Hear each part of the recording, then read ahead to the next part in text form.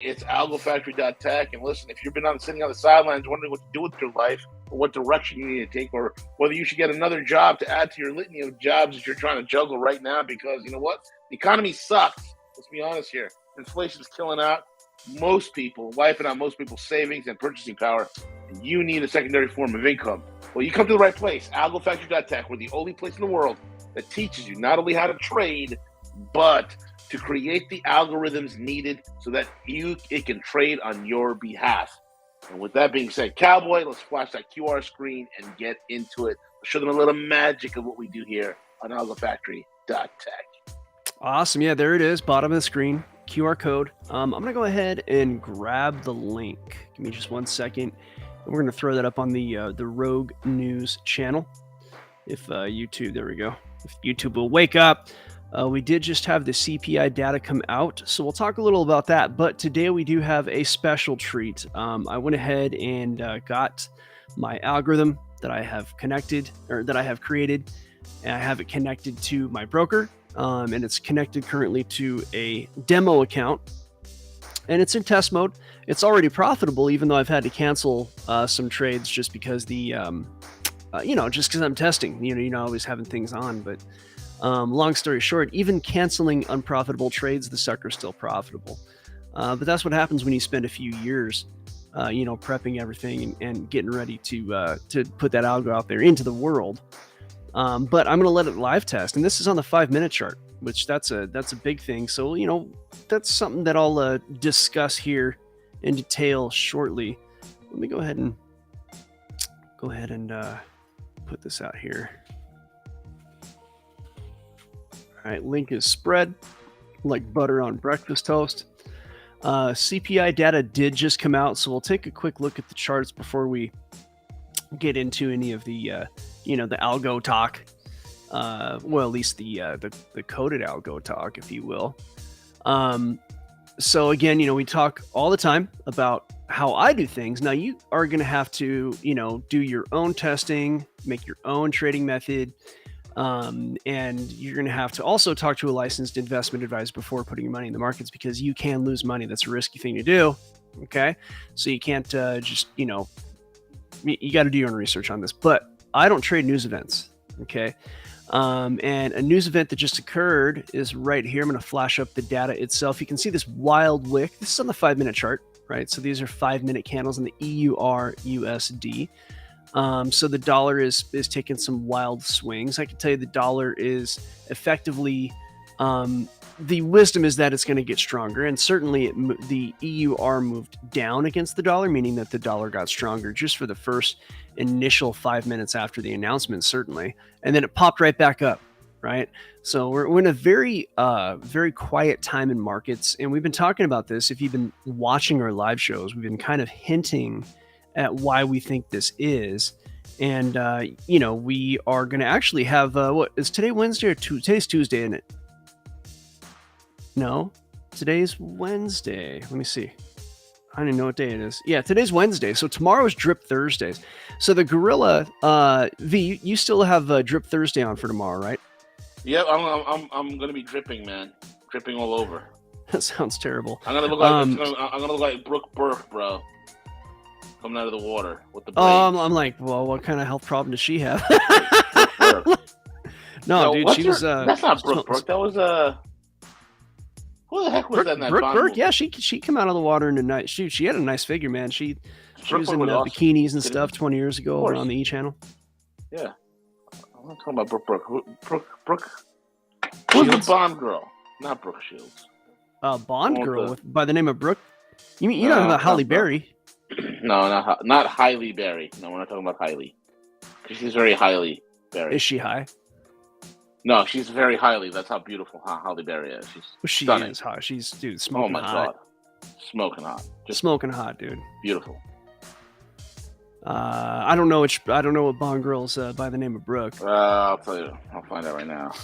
Just type in Brooke. You got me looking at Bond. See, this is how you get distracted, dude. Just start looking up hot girls. I'll tell you right now. Trading. It is. Yeah, it was in the movie Dr. No, and it was Britt Eklund. No. Oh, Dr. No. Yes. type in Dr. No Bond No, Girl. it wasn't You're talking Dr. about No.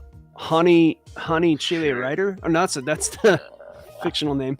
Let's see. I'm totally lost, man. Who the hell was this? The one in the Maybe I'm getting my bikini, movies mixed up. the tan bikini. Ursula Andress? I don't know. The one did she go by Honey Rider? It's iconic. Yeah, let me put it up on the screen. You talking about this girl? I found it. You talking about this girl? No. No. I got it. Yeah, it's okay, I got it. Hold on. You're killing me, man. I know, right? Farrah Fawcett. Farrah Fawcett. Was she a Bond girl? Is it? No. Yeah, but she wasn't in Dr. No, I can tell you that. No, you're right. Bo Derek, that's it. Bo Derek? Is she a Bond girl? Derek. I don't think Bo Derek is a Bond girl. No, Bo she Derek wasn't is a known Bond for girl. running around in a bikini in the movie 10. I think that's what you're. Yeah, I think that's what you're talking about. The movie 10. 10. With is it? Yeah, 10. It was 10. Who's that goofy mother? Dudley. What's her name? Dudley Do Right. No, not Dudley Do Right. Movie. Bo. You got me all looking stupid stuff up. I'm supposed to be working. Welcome to Gorilla and Cowboys movie quiz extraordinaire. Yeah, pretty much. Dudley Moore. That's it. We teach you useless movie trivia so you can impress your friends and family. Join us now at moviefacts.com. Right. Yeah, Bo Derek, man, she's smoking hot back in the 70s. No doubt. My god, yeah. And then he saves her life, and then you ever notice how ugly this generation of women have gotten? Like the whole Gen Z, late millennials, early millennials, whatever you want to call them. You can find some. You can find some diamonds in the amongst. In the rough, find some, but it wasn't wheat like amongst the chaff. 80s. It wasn't like the 70s, 80s, and 90s, bro. It wasn't like that, or even the early aughts, right? No. I don't know what happened. And nobody wore a ton of makeup back then, and didn't have sleeve tattoos. Well, the 60s, a lot of the girls in the 60s had a bunch of makeup, but you had a hard swing to the left during the 60s, so Yeah, but they didn't have sleeve tattoos. No, none of that. And the 80s, girls wore a ton of makeup in the 80s. That was. But then there was that kind of group, the Pat Benatar group, and then you had in the 80s more of the natural look. They weren't plucking their eyebrows that normal natural eyebrows were. And nowadays, it's like they're spray painting their face nowadays. It's crazy. Dude, so much makeup. Unbelievable. Yeah, it is something. But at any rate, so looking at the data, finally back to the show here, because I don't mind talking about hot girls from different eras, but here we go. Yeah, the map that says hot girls in trading, not a bad combo. Hey, why not? Yeah. So hey, you know what? I'm gonna be what's the term? Encouraging my son to be a passport bro. Like, I mean, I found a woman she was born here in America and raised here. Her parents are not from here, right? They're from a country with traditional values. So we have that kind of a home, and my wife is certainly a unicorn. Very hard to find someone like her in this country at this point. I mean, she speaks her parents' language and all that, so she's a lot more like that. But I'm gonna tell my son, hey man, if do what you want to do, but you might want to consider going overseas. Anyway, absolutely. So looking at CPI though, you can see the data is green, right? So if you look in the screen, and I'll highlight it with the cursor here. Now, if you look at the chart, I'll come back to this screen, but look at this chart. See how wild this price action is? The dollar was supposed to get strong, meaning that the euro was supposed to go down. Okay, so the euro against the dollar, right? So what does that mean? And it didn't go down, did it? It went up, and it went down, and it went all around, and now it's going up. Okay, so we're going to analyze that. CPI is a measure of inflation, and there's a few different kinds. There's a month over month, there's the year over year. Year over year is higher than normal, but not much higher than normal, right? The month over month was higher than normal, but the problem is that there's no ticks. What I mean to say is the lowest percent increase we can look at is 10 basis points, right? Isn't that's a basis point, a tenth of a percent, right? That's a bit. Let's see. I don't want to sound illiterate or financially illiterate. I'm not. I'm not a freaking bond guy. Like, I mean, I'm a James. Hey man. But I want to talk about basis points and actually know it. I hear a lot of people screw up when they talk about bips. So it's 1/100th of a percent. So we got 10 basis points. Okay. So a bip is 100th of a percent. So this is a tenth. This is 1/10 of a percent. It's 10 basis points, and that's a minimum. You can't go any less than 10 basis points on these readings. So it may be that the CPI is not much more than expected, but technically it's more than expected. So when CPI is higher than expected, that means inflation was heading up. That means that the expectation is that Powell is going to continue to hike rates or at least not cut them, which means that the dollar is expected to get stronger.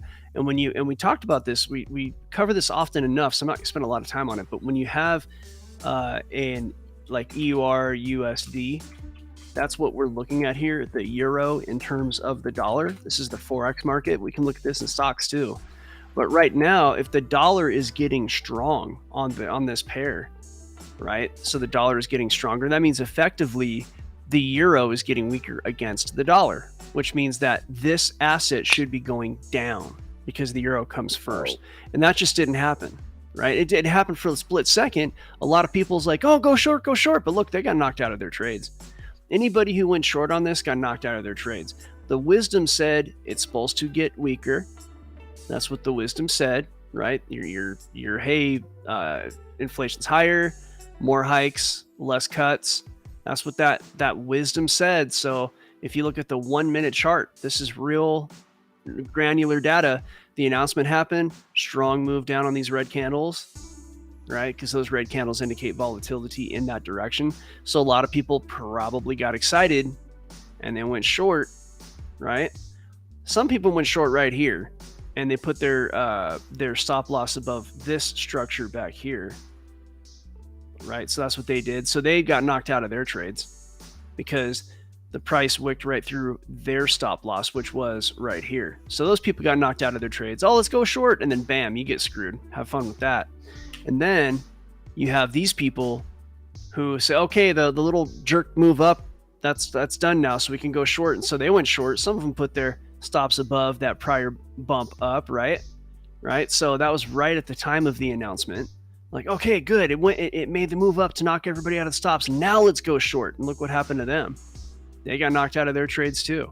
So, I rarely ever trade news because of these machinations, or machinations, or wherever you're from. I say machinations. If I'm wrong, then I guess I sound ignorant. But here's the thing about it. You say tomato, I say tomato. I'll look it up right now. Machination. No, you can say machination or machination. It doesn't matter. I mean, I was talking to. It's just like me saying aluminium, cowboy. Aluminium. Well, according to the American version, it's machination with a K, like the what do you call it? No, actually, no, it's both. Yeah, interesting. It's either way. Well, I say machination, right? So I think of being a mechanic, but the point here is that it's the BS that goes on with trying to trade news, and especially right now. We have a low volume market. Okay, volatility and volume are both extremely low right now. And the gorilla is going to tomorrow, right? It's still got drips on. So tomorrow we're going to talk Bo Derek dripping out of the ocean style. We're going to talk a little bit about why the volume might be low. We're going to talk about what is possibly happening across the markets that may be kind of causing money to be on the sidelines right now, because that's where money's on the sidelines at this point. Yep. Okay. And the reason money's on the sidelines is money. I'm not talking about like this exact reason in the current market. I'm talking about in general. Okay. In general, money stays on the sidelines because of uncertainty, right? Uncertainty is going to cause people to hang back. Okay. So I'll show you this on the charts. So let's go to a higher time frame. Let's go to, say, the daily's good. Go to daily time frame. And I'm going to show you when the big money plays, and I'm going to show you when the not big money plays. Okay. So this area that I'm about to put a box around, this is big money playing right there. You got a hard move upward over a week and a half period, right? Well, 2 week if you include weekends, maybe even longer. Now this money, or this period right here, that's just retail playing around, right? And what that means is that if you'll notice, the big money can move price significantly like this, right? Retail just kind of chops around because retail doesn't have any money. If the last I checked, I think retail is 5% or less of the market. So, in Forex. Now in equities, retail technically is, I think, like maybe half or more than half, but it doesn't work like retail. And the reason is because that's mostly 401ks. So I think 401ks may be considered, I don't know if they're considered retail or not, but your kind of average Joe Blow money going into major funds, getting pumped into markets, that money is not controlled by Joe Blow. So pretty much anytime large movements happen, it's because very wealthy people make decisions in the market. That's the entire point here. And right now, we're getting a lot of chop. Now you got your time here of like, say, like this is just a lot of chop right here. You do have a quick move up here and a quick move down there, so you have some adjusting, which is to be expected towards the end of a quarter. But I think what they did here possibly was balance the books. Okay, so we'll talk a little bit about what happens at the end of fiscal calendar, or at least regular calendar times in the markets, right? So we'll do this. You're going to have, okay. So we're going to illustrate quarters with this. Okay, so you're going to have quarters 1, 2, 3, and 4. And we're not looking at the actual chart for this yet. We can. But you'll notice that, and I'm going to bet you guys and gals that if I were to bring out the 80x on this chart, which is volatility, at the end of each quarter, probably will notice that volatility is low right at the end of each quarter, because this is what happens. You get to the end of quarter, which in this case is going to be the end of March. So we'll say January to March. Okay. And then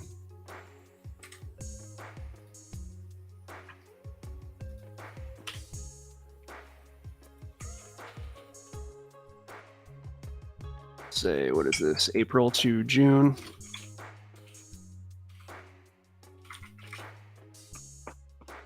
Okay. And we'll say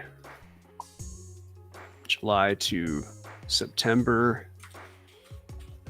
We're in that third quarter now, quarter 3. And then we have October to December. Now, either ADX or at least price action should show us that as these quarters come to their end, volatility should be low. And why is that? Well, and the gorilla knows, this is more gorilla's territory than mine, but these large funds, these billionaire, multi-billion dollar AUM type funds, and those that are in the trillions, they got to balance their books, right? They have to show at the end of calendar periods, whether it's a month, because this happens on a monthly as well, and especially at the end of a quarter. And then especially at the end of a calendar year, or I think a fiscal year matters more, which is like, a fiscal year might be different than a calendar year because a company's fiscal year might go from March to March. I mean, I don't know. That kind of depends on a few factors that are not my forte. But I will say that at the end of a calendar period, whether it's calendar or fiscal, you'll notice that funds have to show profit. So let's say that you started trading in January, right? And in January, you all of a sudden it's like March 28th and you're in profit, right? But you're barely in profit, but your fund can show a profit. But like 1 or 2 trades can knock you out of profit, right? It wasn't your best quarter. You're barely in profit. You didn't lose any money. Maybe it was like a tough quarter in the markets where everybody's losing money, but you're barely in profit. Why would at the end of the quarter, when you have to show your numbers, it's like, okay, well, I could make a trade that shows a little bit more profit, but that little bit more profit is not going to impress the shareholders at all. And if I lose that trade, I will no longer be in profit. So going from the black to the red, going out of profit and into loss is going to, even though it's a minimal move in reality, it's going to look very bad. It's optics. So if a company is in profit, especially in a tough market, towards the end of a quarter, there's going to be very little trading because they don't want to rock the boat. And I guarantee you, these asset managers, they all work together in that sense, right? Because they own pieces of each other. You know, BlackRock owns a piece of State Street. State Street owns a piece of, you know. They're all daisy chained, man. They're all daisy chained. So a volatility in one, a shock in one reverberates throughout the whole system. So one trade, one thing going sideways in the system brings everything down. Yeah, it's true. Are you wireless, bro? How'd you know? Because I can hear it because it sounds like trash. Oh, yeah. I had to boost your volume up. All right. Yeah. So that's no worries. So there you have it. So a shock in one of these companies reverberates. So what that means is that each of these companies, they are incentivized to work together, not to screw things up at the end of the quarter, because that's what matters. You know, if you're just barely in profit at the end of the quarter, why would you screw that up? All the shareholders get upset. Everything doesn't look good. Earnings reports don't go well. Stock prices go down of your fund if your fund is publicly traded. It's all about optics. So we are now here we're at the end of the quarter, and I'm going to tell you the quarter three is oftentimes looked at as the slowest quarter. I mean, I'd have to really dig into the data to verify that, but that tends to be, at least in Forex funds. August is just dead. I mean, is that how it is across the board that you notice? Yeah. Oh, dude, it's everybody. Yeah, it's dead, dude. You make your everybody's made their profits already. It's a dead, tepid quarter. Yeah, so you have a dead, tepid quarter. You know, look, everything still revolves around the farm harvesting calendar. Still, we still farm food, but what we've done is over the centuries we've taken the summer off. So it's just a lot of people are traveling with their kids. Even retail is going to make a difference, even though retail isn't a huge amount of what's going on in the market. It still matters. And so, yeah, it's just a dead quarter. So it also, when you have a low volume of trade, you can make money on the turn, but it's really easy to fall into liquidity traps because there's no liquidity. And liquidity traps, that's another conversation. We're not going to have that today, but I can tell you when liquidity is low, you can really screw things up in the market. It means there's no buyers for what you're selling. And so if there's no buyers for what you're selling, then the price can really go low because there's no floor, right? So when there's low liquidity, you don't want to rock the boat. And this September in particular, there is not only the end of the slow quarter, but there's a lot of uncertainty in the markets. There's a lot. I know in crypto, historically, Bitcoin does really badly in September. That's just how it is. And that probably is a function of low volatility. It's not September is the worst month for Bitcoin. Or at least one of the worst. But the rest of the market, it just tends to be slow. All right, so that's where we are. Now, in slow markets, you're going to get these scenarios like we saw today with the euro. Okay, so let me do all this here. We'll go back to our 5-minute chart. And look, according to the data, the euro is supposed to get weaker. That's what the data says. But it's not done that, right? It had a little, let me expand the screen here so you can see it. It had a little pop down, but now it's going up. And why is it going up? Well, there was a lot of uncertainty around the CPI, right? So the CPI data was coming. And you can see it's nothing but little tiny ticky-tack candles all the way, into the CPI. And now look, each candle is like massive compared to the ones before. This is the 5-minute chart. But this is a $5 trillion a day market. So this is a lot of money moving around in a short period of time. So what'll happen in these scenarios is that you'll get a shock and then that shock will kind of reverberate, and then the market on a very low volume scenario will just absorb it and go back to what it was supposed to do. And what it was supposed to do is just be kind of a little bullish from what I can see here. Let me refresh the screen. As we got this, I still haven't moved over to the app. I'm still web-based, but let's let the screen reload here. I got up this morning and I tried to start working, and my internet was wonky. I had to reset all my internet. That's always stupid. Not common here. We have decent internet. But yeah, it was, price was supposed to, I think, kind of continue up in a mildly bullish fashion, certainly. So, it's probably going to do that. We're going to see a little move around today, in the next, hour or so, maybe, where price sort of recalibrates, and then it'll probably start kind of slowly moving up like it's been doing since, midnight.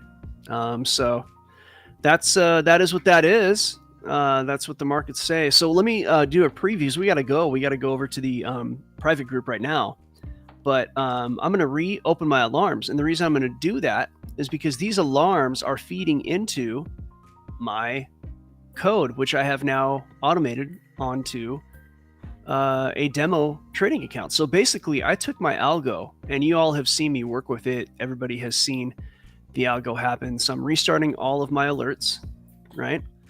So now that the market has kind of went wonky and done its thing, because I would stop my alerts before, before any of the trading. And what you see here, it's called MetaTrader, and I have $100,000 dummy account. It's a demo, I should say, not dummy, but demo, either way.